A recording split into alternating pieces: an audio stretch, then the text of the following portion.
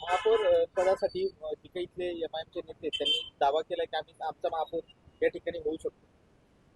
एमआयएमचा वगैरे महापौर कसा होणार? त्यांचे 32-33 लोक आहेत, मेजॉरिटीला 58-59 लागतात. भारतीय जनता पार्टीकडे क्लिअर मेजॉरिटी आहे.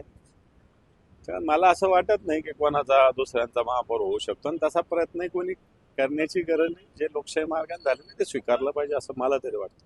मात्र भाजपला थांबवण्यासाठी सगळे वेगवेगळे पक्ष एकत्र येऊन महापौर करणार अशी चर्चा आहे. त्यात काही तथ्य आहे का? तुमचं काय त्यात? आमचा शिवसेनेचा अशा विषयाशी काहीही संबंध नाही. कारण संख्याच नाही तर उगाच होणार म्हणण्याला कोणताही अर्थ नाही. जे काय दिलेलं आहे लोकांनी ते स्वीकारलं पाहिजे. आपल्याकडे संख्या नाही हे मान्य केलं पाहिजे. काल जे ते भाजप शिवसेना युती नागपूर साहेब थेटच बोलले ते म्हणजे की शिवसेनेने युती तोडली जिल्हा परिषद त्यांच्याशी. दोघांनी तोडलेली आहे.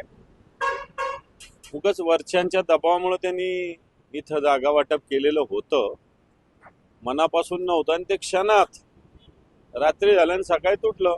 तसंच महापालिकेला झालं होतं. रात्री त्यांचं सगळं झालेलं होतं, सकाळी तुटलं. फक्त आता काही ठिकाणी चिन्ह देऊ शकले नाही, कारण ग्रामीण भागात दूर दूर एबी फॉर्म द्यायचे होते.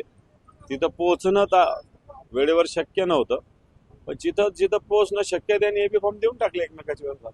त्याच्यामुळे युती हे नुसतं स्वतःंड त्यांचं नुसती भाषा आहे, बाकी युती तर नाहीच आहे. नाशिकचे पोलीस आयुक्त संदीप कर्णिक यांनी एक मोठा दावा केला की माणिकराव कोकाटे प्रकरणात मला स्वतः अजितदादाचा फोन आला होता. त्यांनी सांगितलं की तुम्ही स्वतः लक्ष घाला, काही प्रॉब्लेम नाही झाला पाहिजे.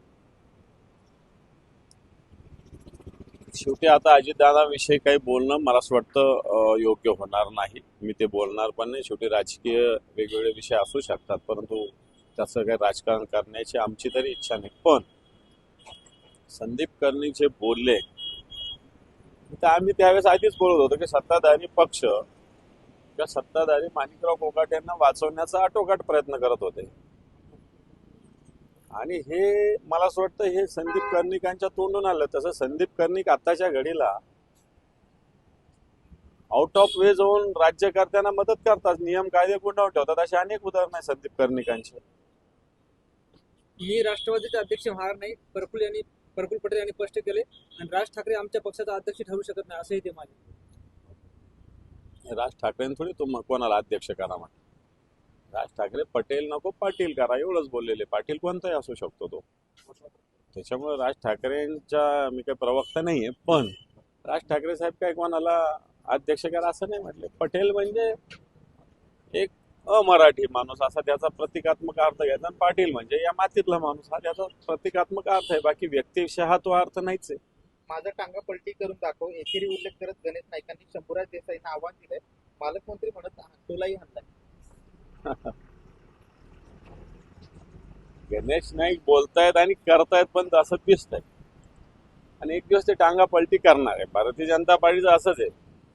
वरून काही नेते युती करतात आणि खालून असे काही नेते एकमेकाच्या विरोधात लावलेले असतात. ती भारतीय जनताची कामाची पद्धती, त्या पद्धतीत गणेश नाईक आता काम करतात हे दिसतं, स्पष्ट होतं. उद्धव ठाकरेंच्या कार्यकाळात आम्ही हळूच शिंदे साहेबांकडे निवेदन द्यायचो आणि शिंदे साहेब आमचं काम करायचं असं नितेश राणे म्हणतात. उद्धव साहेब पण करायचे. नितेश राणे विसरले असतील. मेडिकल कॉलेजची परवानगी माननीय नारायण राणे साहेबांनी उद्धवजींना फोन केला होता आणि उद्धवजींनी ते केलं होतं. उद्धवजी काय अशा ते जे तशी मानसिकता व्यक्त करतात त्या मानसिकतेचे उद्धवजी ठाकरे साहेब नाही. हे राज्य सगळ्यांचं आहे, सगळ्यांचे कामं झाले पाहिजे या मानसिकतेचे. त्यामुळे गुपचूप निवेदन द्यायचं आणि गुपचूप करण्याचं ही तुमची मानसिकता स्पष्ट करते, सगळ्या गोष्टी गुपचूप करणं. परंतु मला असं वाटतं उद्धवजी ठाकरे साहेब सुद्धा एक तिथल्या मेडिकल कॉलेजचं उदाहरण आहे. स्वतः नारायण राणे साहेबांनी फोन केला होता आणि या कोकणातल्या जनतेला ही सुविधा उपलब्ध व्हावी म्हणून उद्धवजींनी ते काम केलं होतं. त्यामुळे मला असं वाटतं या बालिश बोलण्याला काही अर्थ नाही.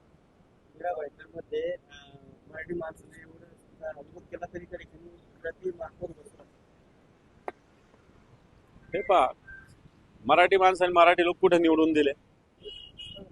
आता मोर्चे काढतात आणि निवेदन देतात, याला काय अर्थ आहे का? निवडून पण द्यायला पाहिजे होतं ना मराठी माणसाने. मीरा भाईंदरच्या ते निवडून नाही दिले ना आता गुजराती बसवला म्हणतात किंवा हा बसवला म्हणतात तो बसवला म्हणतात. त्याला अर्थ नाही. निवडून द्यायला पाहिजे होता. हा निवडून दिल्यानंतर जर कोणी झाला असता तर आपल्याला बोलता आलं. मराठी माणसानं मतदान दुसऱ्याला करायचं आणि सांगायचं याला महापौर बनवू, याला काय अर्थ आहे?